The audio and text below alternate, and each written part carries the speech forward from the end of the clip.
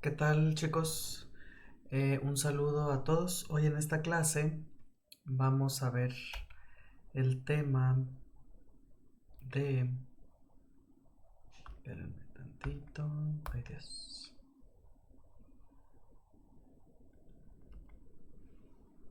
Vamos a ver el tema que se conoce como eritrocitosis.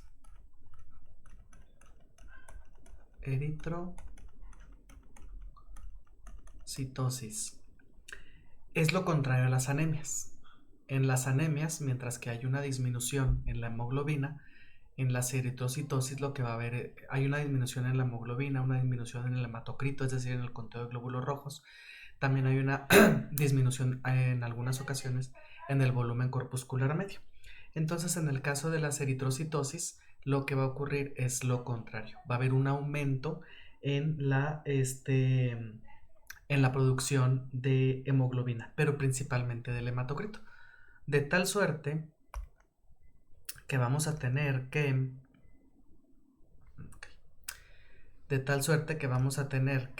los síntomas los síntomas más importantes, los signos y síntomas más importantes en la eritrocitosis es, en primer lugar, que vamos a encontrar un aumento, ¿sí? Un aumento en el hematocrito. También vamos a tener un aumento en la hemoglobina,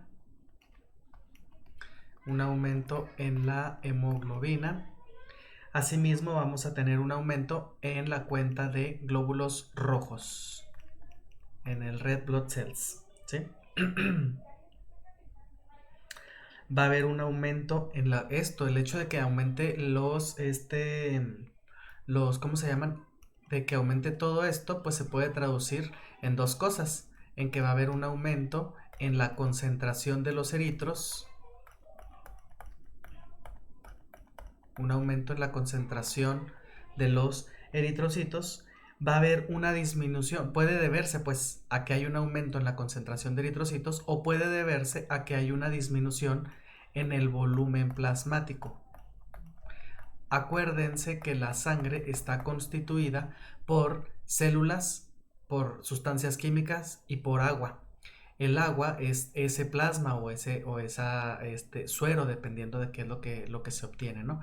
Entonces, en la eritrocitosis se puede dar porque hay un aumento en la producción de eritrocitos o porque hay una disminución en el volumen plasmático. Si yo reduzco el volumen plasmático, voy a concentrar la sangre. Como el equipo hace mediciones, el equipo que hace la biometría hemática hace mediciones con respecto a determinada cantidad de volumen. Por eso, si disminuimos el volumen plasmático, entonces va a pensar que la muestra está concentrada. Es decir, va a decir que está el hematocrito aumentado, así como la hemoglobina y la cuenta de glóbulos rojos. Sin embargo, lo que ocurrió es que hubo una disminución. Hubo una disminución del volumen plasmático. Adicionalmente, ¿verdad? Podemos encontrar o puede haber un aumento en los leucocitos, en los leucos, y también un aumento en las plaquetas.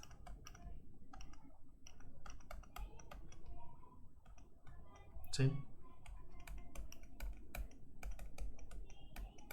Adicionalmente podemos encontrar que hay aumento de leucos y también aumento de plaquetas. Esto es lo que ocurriría en la biometría hemática, ¿sí?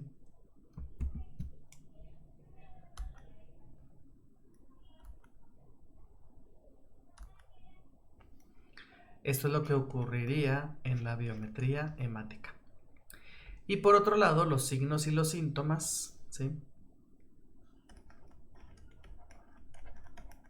Los signos y síntomas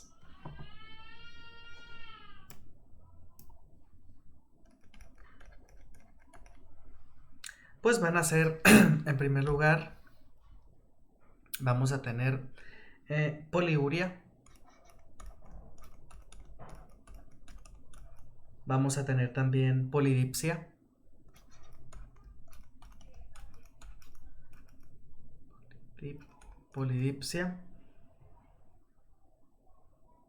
sangrado por ruptura de capilares, bueno, Vamos a ponerle ruptura de capilares que se traducen en otra cosa más que sangrados.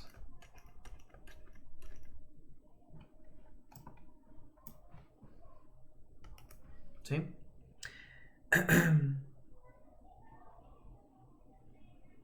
Y puede haber también trastornos neurológicos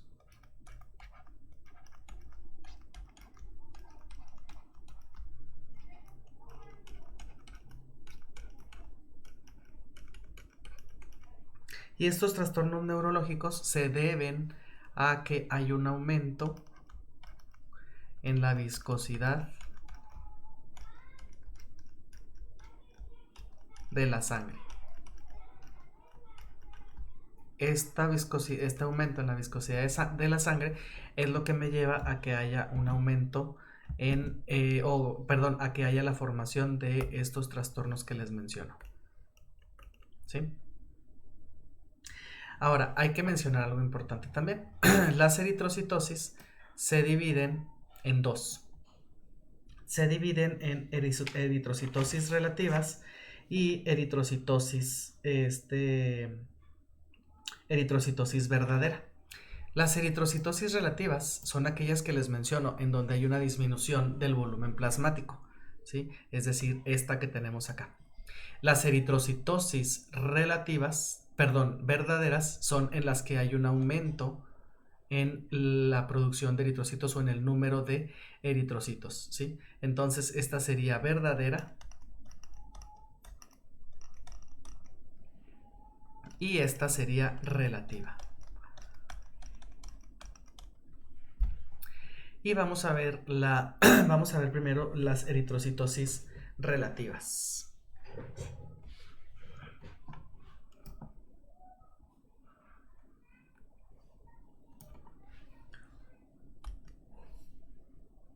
Vamos a ver las... ¡Ay, Dios!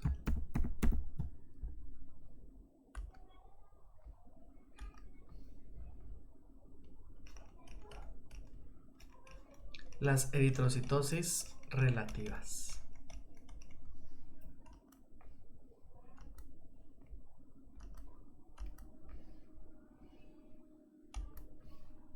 Las eritrocitosis relativas, bueno, se caracterizan, como ya habíamos dicho, porque va a haber una disminución en el volumen plasmático. ¿Sí? Esta disminución en el volumen plasmático me va a llevar a un proceso que se conoce como hemoconcentración. Hemoconcentración, es decir, se concentra la sangre y por eso el equipo en el que hacemos la biometría hemática me arroja, como la sangre está concentrada, me arroja que está aumentada la hemoglobina, aumentada los eritrocitos, etcétera, etcétera. Y esta hemoconcentración consiste, pues, como les decía, en el aumento del hematocrito, ¿sí? Y también en el aumento de las proteínas plasmáticas.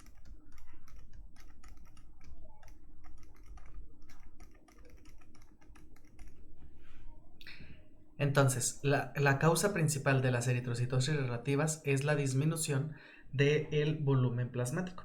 Entonces, ¿en qué momentos podemos encontrar una eritrocitosis relativa? Si ya vimos que es por una disminución de volumen plasmático, pues yo creo que lo primero que se nos viene a la mente, ¿sí? La primer posibilidad, pues por mencionarlo de algún modo,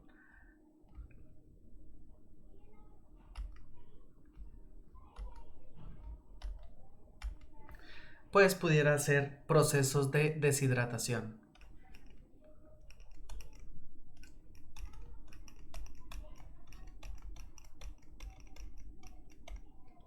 En estos procesos de deshidratación, pues lo que va a ocurrir es que va a haber una pérdida de agua, ¿verdad?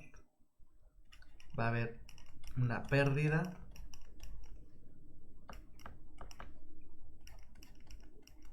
de agua. Y esta pérdida de agua puede deberse a varias cosas. Puede deberse a vómitos, puede deberse a procesos diarreicos, puede deberse también a diuresis excesiva, es decir, sudar de más,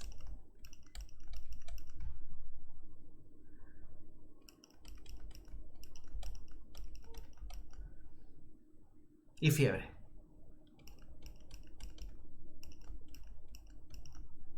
En la fiebre, como se aumenta la temperatura, pues empieza a ver pérdidas de agua. Todas estas conllevan a pérdidas de agua. Los vómitos, la diarrea, la diuresis excesiva y la fiebre. Esa es una de las razones por las que podemos encontrar un proceso de deshidratación, ¿sí? Otra razón por la que podemos encontrar un proceso de deshidratación es porque haya poca ingesta o una supresión o disminución del consumo de agua.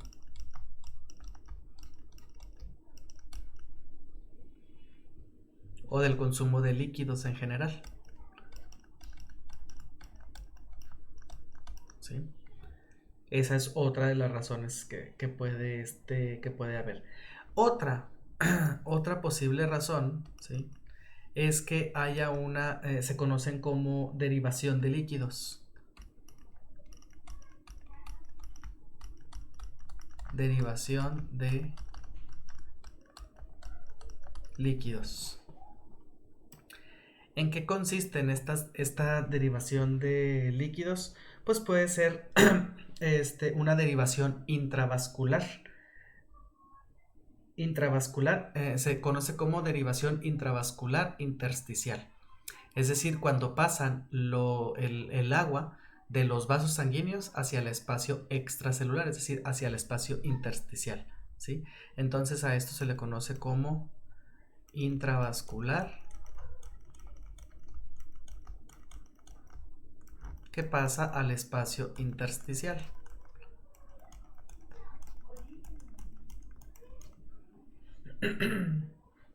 Es decir, que va a pasar de adentro de los vasos sanguíneos hacia afuera de los vasos sanguíneos, ¿sí? Aquí se los escribo.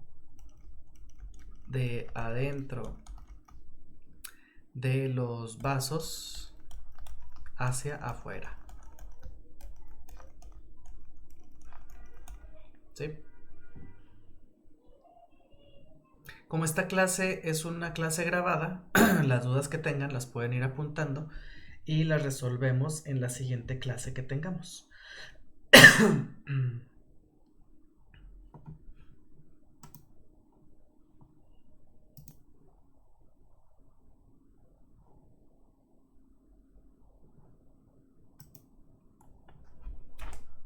Otra razón, otro motivo por el que se presenta una eritrocitosis relativa es en situaciones que se conocen como situaciones de choque.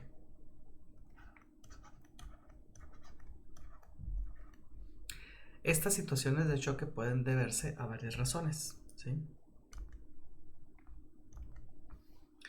Una de ellas puede ser, por ejemplo, una insuficiencia circulatoria,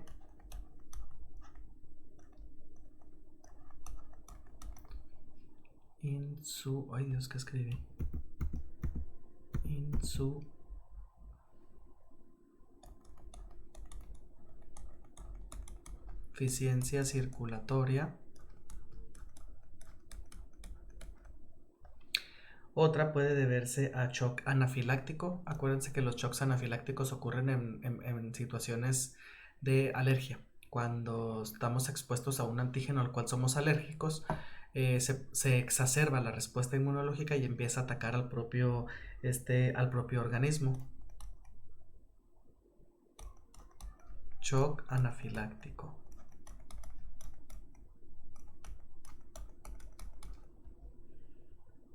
También en situaciones de cirugías, en situaciones postoperatorias. Entonces, muchas veces en una cirugía puede presentarse un shock quirúrgico.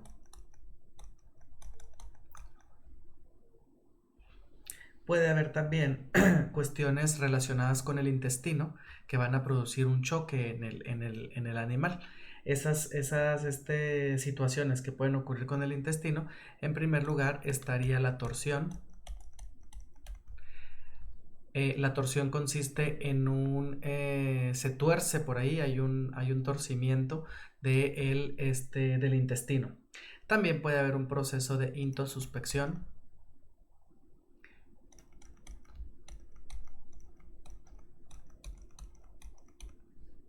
Y puede haber otro que se conoce como volvulus. La torsión es que se tuerce el intestino delgado, el intestino, cualquier porción del intestino. La intosuspección es que el intestino es un tubo, ¿no? Entonces viene avanzando hacia el tubo. Por alguna razón, una porción del tubo se hace más pequeña y se introduce en la otra parte del tubo que quedó más ancha. A eso es a lo que se le conoce como intosuscepción. Déjenme ver si les puedo poner una foto de lo que sería la intosuspección. No, esta no. Este es el volvulus. Esta.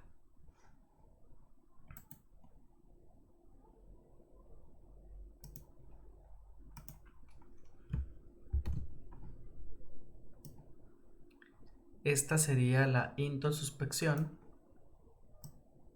Ay Dios. ¿Sí? Vean como una porción en este caso, una porción del intestino delgado se introdujo en el intestino grueso. Esto es la intosuspección. Intosuscepción, perdón. ¿Sí? Y luego el volvulus, perdón, también tiene su característica propia.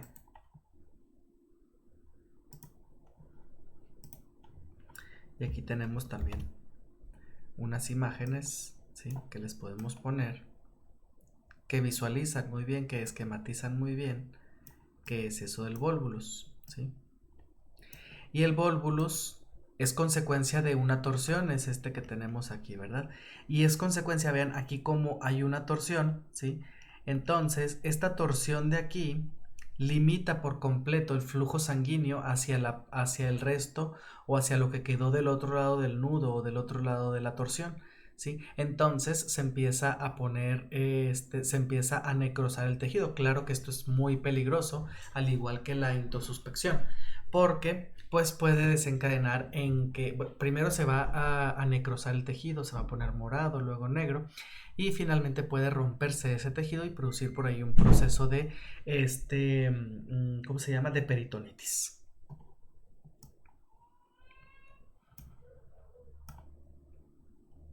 Otra situación en la que se presentan las eritrocitosis relativas es en situaciones de estrés. Y ustedes van a decir el estrés cómo afecta al, al volumen plasmático, porque lo que va a ocurrir en el estrés es bueno, vamos a ver qué es lo que ocurre en el estrés. Cuando un animal se estresa, sobre todo un mamífero, ¿sí?, se van a aumentar en su torrente sanguíneo la epinefrina. La epinefrina es la adrenalina, por si le quieren llamar de otra forma. Adrenalina, ¿sí? Epinefrina o adrenalina. ¿Cuáles son una de las acciones de la epinefrina y de la adrenalina ante situaciones de estrés o situaciones de miedo, perdón? Es preparar al organismo para la huida, es decir, prepararlo para que salga huyendo, para que salga corriendo y se aleje del peligro. Para poder emprender esa huida, ese salir corriendo o ese brincar paredes brincar bardas, por ejemplo, de manera ágil, o hacer cosas que requieren actividad física de una manera un poquito sorprendente. Para eso se requiere el oxígeno llegue a todas las partes del cerebro. Por lo tanto, una de las acciones de la epinefrina y de la adrenalina, bueno, cualquiera es el mismo, de la epinefrina y adrenalina, es que se va a aumentar el hematocrito, ¿sí? Y se va a aumentar también los eritrocitos oxigenados.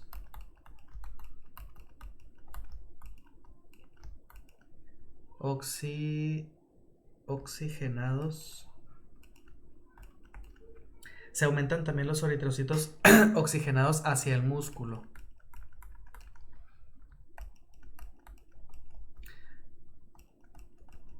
Y este aumento es aproximadamente del 15%. ¿Sí? ¿Y cómo se logra que se aumente el hematocrito y que se aumente la cantidad de eritrocitos oxigenados que llegan hacia el núcleo? Pues se logra porque hay un proceso fisiológico que se conoce como contracción vascular esplénica. ¿Ay, quién sabe qué dice?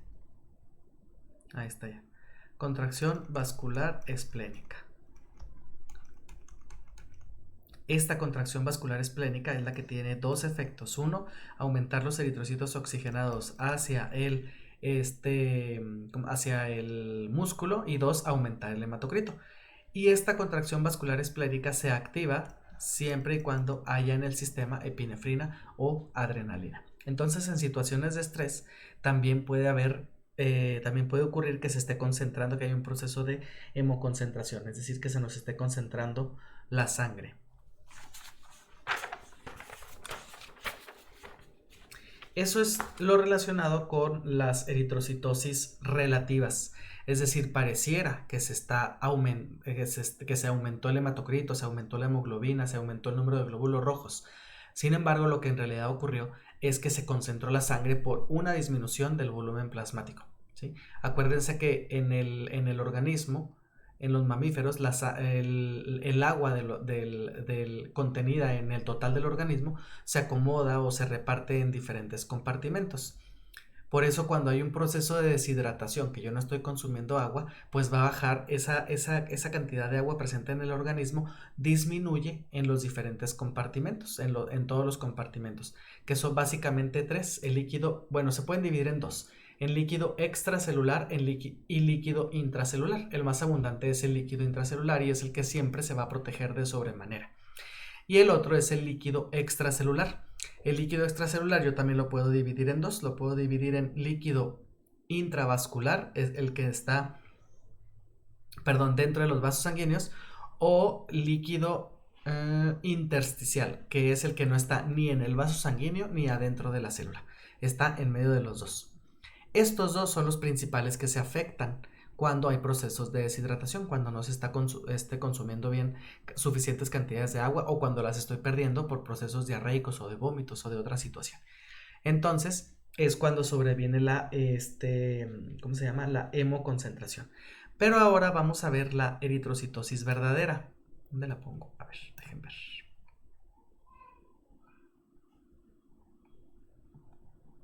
Eritrocitosis relativas, ¿sí?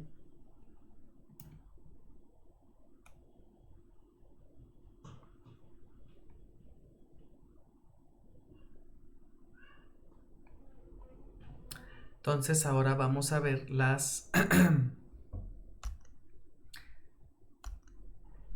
eritrocitosis verdaderas. Vamos a poner aquí una línea divisoria en color verde.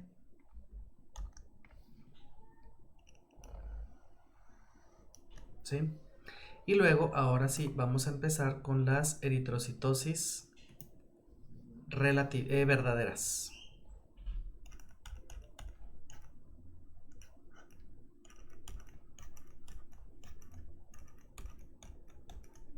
Y las eritrocitosis verdaderas se dividen en dos: en aquellas que presentan un aumento en la producción de eritropoyetina y en las que no presentan un aumento en la producción de eritropoyetina.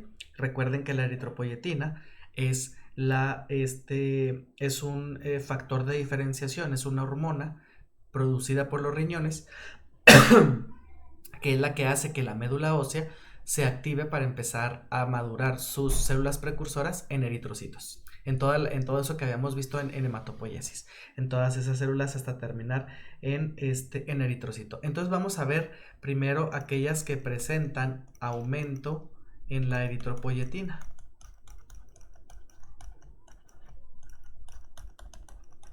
¿Sí? Y las que presentan aumento en la eritropoyetina, pues van a ser principalmente Vamos a ver las más importantes nada más. Son aquellas que se deben a una respuesta fisiológica. Esto sobre todo cuando cuando el animal se encuentra, lo cambian de lugar, por ejemplo, de situación geográfica, y entonces el hecho de que esté en un lugar muy alto, ¿sí? Sobre el nivel del mar, ¿sí? La altura sobre el nivel del mar pues tiene sus repercusiones en el organismo, ¿verdad? Entre más alto nos vamos, entre más subimos en la Tierra, en el planeta, es menor la presión atmosférica porque hay menor cantidad de gases y dentro de esos gases pues encontramos al oxígeno. Entonces, el organismo va a pensar que no hay suficientes, el organismo no dice, oh, aquí está faltando oxígeno. El organismo dice, no está llegando el oxígeno porque yo no estoy produciendo los transportadores de ese oxígeno. De tal manera que la altura sobre el nivel del mar me va a producir dos, o va a traer como consecuencias dos cosas. Una es una hipoxia tisular, es decir, una disminución de oxígeno en la mayoría de los tejidos. Se le conoce como hipoxia tisular. Otra de las consecuencias es que va a disminuir, ¿sí?, la presión parcial de oxígeno arterial. Es decir, va a disminuir la cantidad de oxígeno que hay presente en las arterias, ¿sí?, que son las que llevan la sangre pues oxigenada, por decirlo de algún modo, ¿verdad? Tanto la hipoxia tisular como la disminución de la presión arterial, ¿sí?, desencadenan en un aumento en la producción de eritropoyetina. Les digo, el organismo no dice, oh, no hay oxígeno en el ambiente, ¿sí? El organismo dice, no tengo lo que necesito para transportar el oxígeno. Entonces, por eso se confunde y empieza a producir esta eritropoyetina para producir más eritrocitos. Entonces ya la producción de eritrocitos pues me va a aumentar el hematocrito, la hemoglobina y la cantidad de ¿cómo se llama? La cantidad de eritrocitos. Eso es en cuanto a una respuesta fisiológica, ¿sí? Principalmente por una hipoxia tisular. Sin embargo, las hipoxias tisulares pueden ocurrir por otras razones, ¿sí?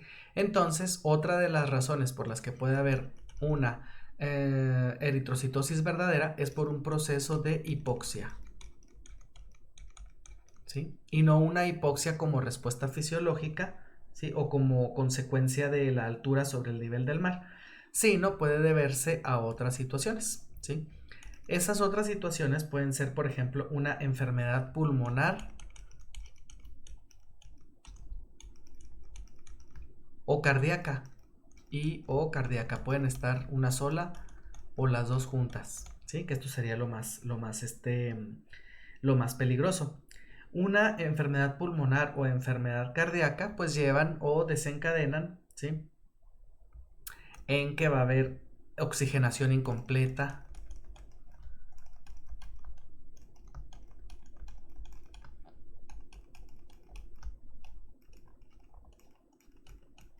y esta oxigenación incompleta, si se debe a una enfermedad pulmonar, pues porque los pulmones no están funcionando bien, por lo tanto no oxigenan bien la sangre. Y en el caso de una insuficiencia cardíaca, no avienta el corazón la suficiente sangre a los pulmones, por lo tanto, menor cantidad de sangre es la que se oxigena. Entonces hay un proceso de oxigenación incompleta, ¿sí? Y también puede haber un proceso de desviación arteriovenosa. Esto ocurre sobre todo cuando en el proceso es en el que la sangre es transportada del corazón hacia los pulmones para que ¿cómo se llama? Para que se oxigene. Eso es en cuanto a las enfermedades, a enfermedad pulmonar y enfermedad cardíaca.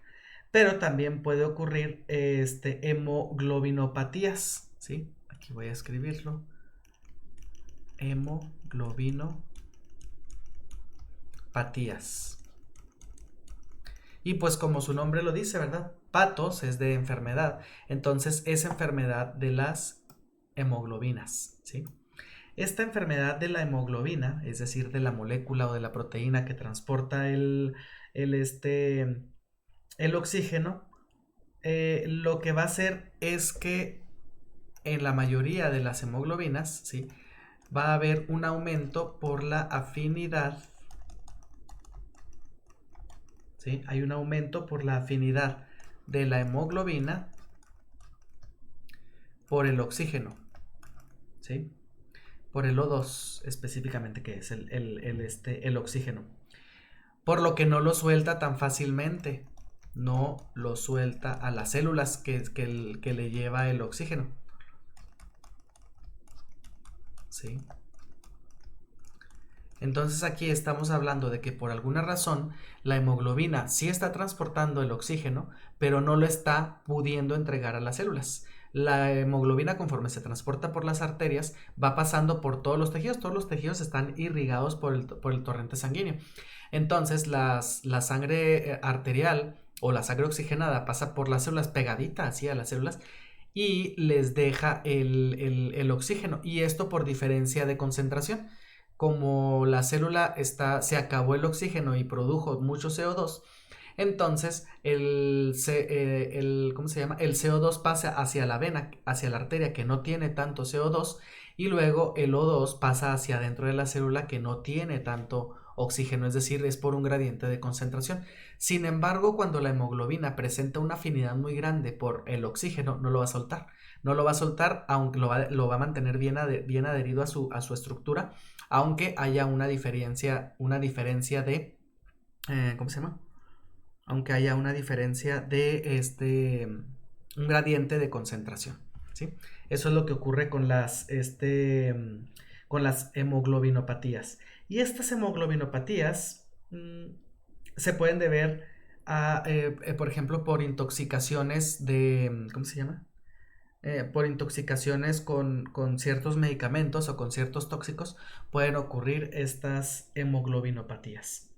Otra razón por la que pueden ocurrir procesos de eritrocitosis verdadera en la que se aumente la eritropoyetina, ¿sí? Es por el uso de ciertos medicamentos.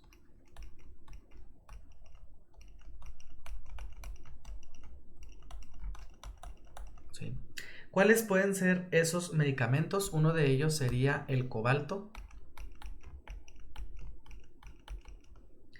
Otro puede ser los andrógenos.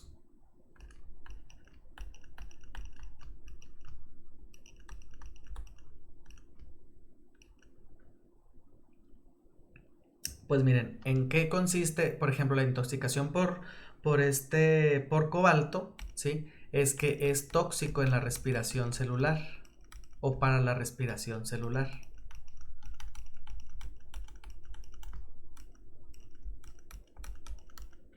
Y esto lo que se traduce, ¿sí?, es en que va a haber un aumento en la producción compensatoria. Aumenta la producción, que le vamos a llamar compensatoria,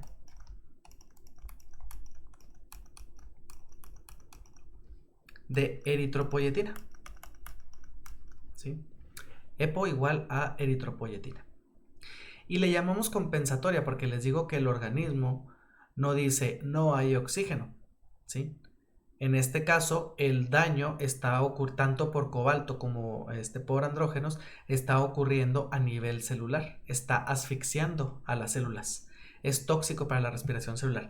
Hagan de cuenta que todas las células respiran, así como nosotros respiramos, metemos aire y metemos oxígeno y sacamos CO2. ¿Cómo se llama? Las células también. Las células incorporan oxígeno del exterior de los vasos sanguíneos que le llevan el oxígeno y desechan o exhalan o avientan el CO2. Y este oxígeno lo van a utilizar en un proceso que se llama como cadena respiratoria. En la cadena respiratoria, o transporte de electrones también se le llama, en esta cadena respiratoria es la parte última de la síntesis de ATP, es decir, de la obtención de energía. En esta cadena respiratoria, hagan de cuenta que tiene que haber un gradiente de protones, es decir, un gradiente de hidrógenos dentro de la mitocondria específicamente, tiene que formarse ese gradiente de protones, y ese gradiente de protones que se va formando en la cadena respiratoria es el que hace que o es el que le da la fuerza necesaria a una molécula que se llama, a una enzima que se llama ATP sintasa para que empiece a producir para que produzca, perdón, las moléculas de ATP. Pero entonces hagan de cuenta que por un lado, ¿sí?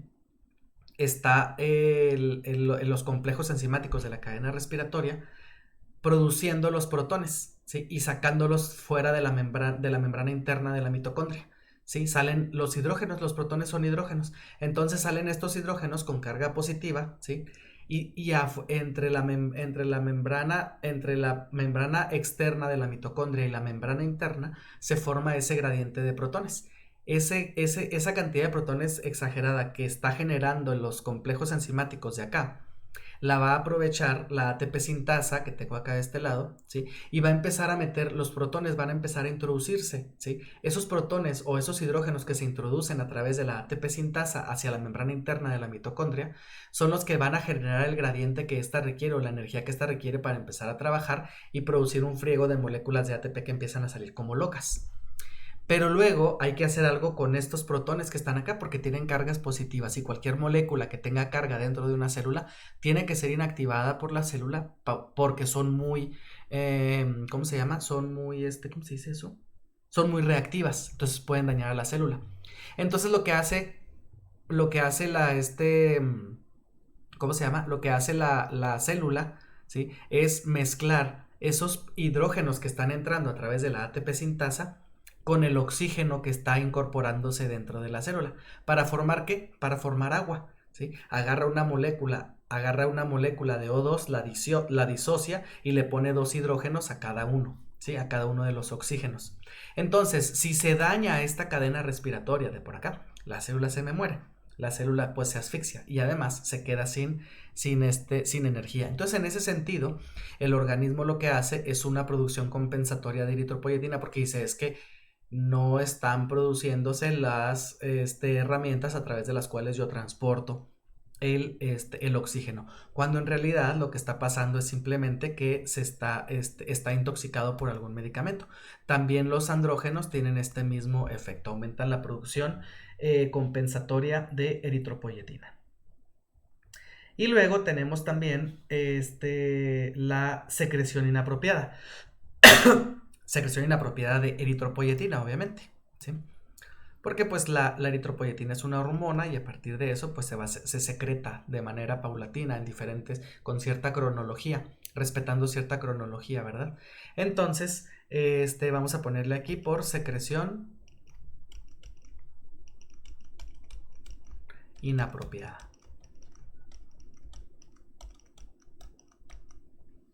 Y acá tendríamos dos razones, bueno, varias, ¿sí? Puede deberse a tumores renales. ¿Quién produce la eritropoyetina? Pues la producen los riñones. Entonces el hecho de que tengan tumores pues afecta por ahí, ¿verdad?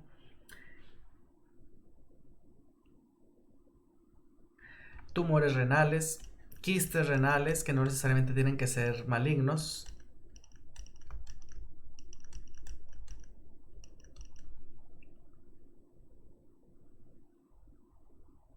O diferentes trastornos renales.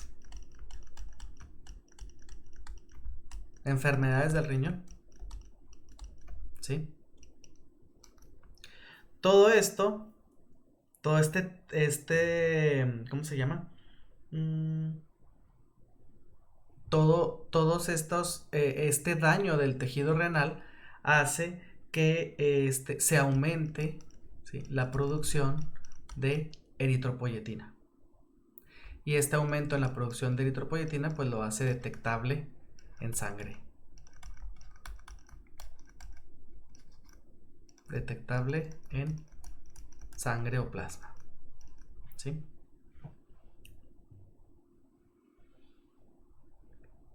Y bueno, ese fue aquellas, ¿verdad?, que son aquellas eritrocitosis verdaderas en las que hay un aumento en la eritropoyetina. Pero ahora vamos a ver aquellas en las que no hay un aumento. Vamos a ponerle sin aumento en la eritropoyetina. Entonces aquí la eritropoyetina la vamos a encontrar normal.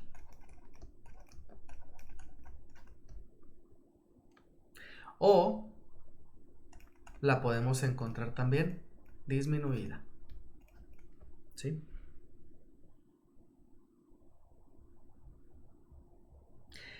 A estas situaciones en las que no se aumenta la producción de eritropoyetina se le conocen como policitemia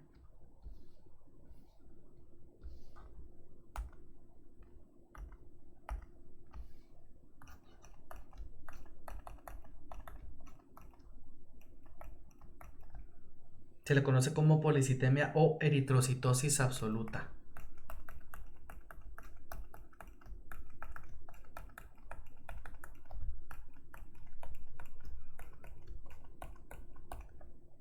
Y se le llama eritrocitosis absoluta porque por alguna razón se están aumentando los eritrocitos y no es ni porque haya una disminución en el volumen plasmático ni porque haya un aumento en la producción de eritropoyetina, que es la que se encarga de aumentar la producción de eritrocitos.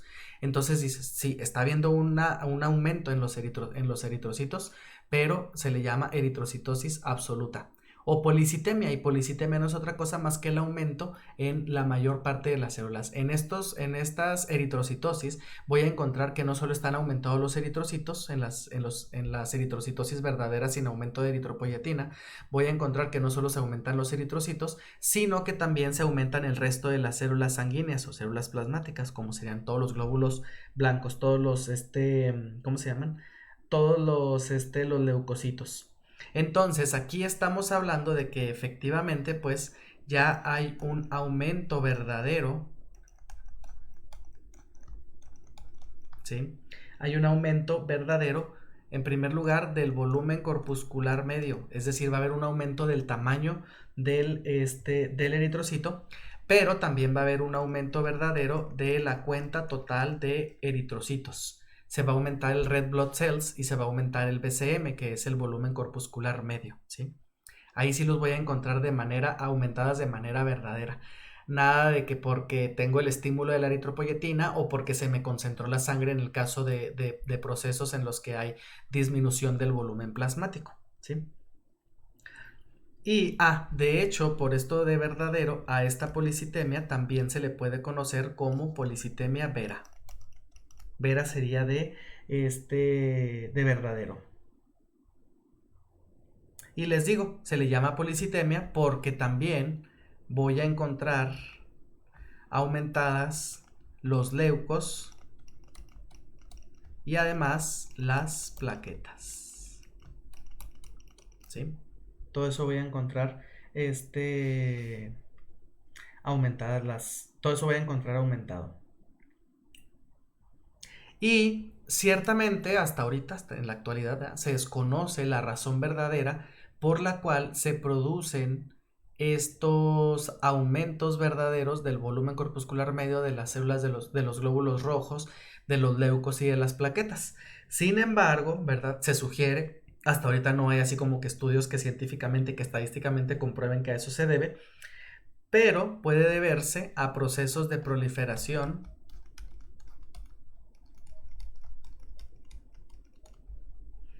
de células madre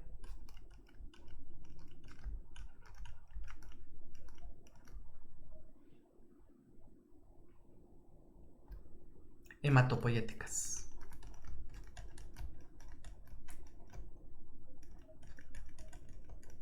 Si ahí acuérdense que qué puede pasar con una célula madre hematopoyética, puede dividirse, puede proliferar, es decir, formar varias, o puede diferenciarse. La diferenciación sobreviene o viene después de un proceso de proliferación. Entonces, si aumenta la proliferación de células madre, ¿sí? Entonces, posteriormente va a aumentar también todas esas células madre producidas de más, se me van a empezar a diferenciar. dependiendo de los diferentes,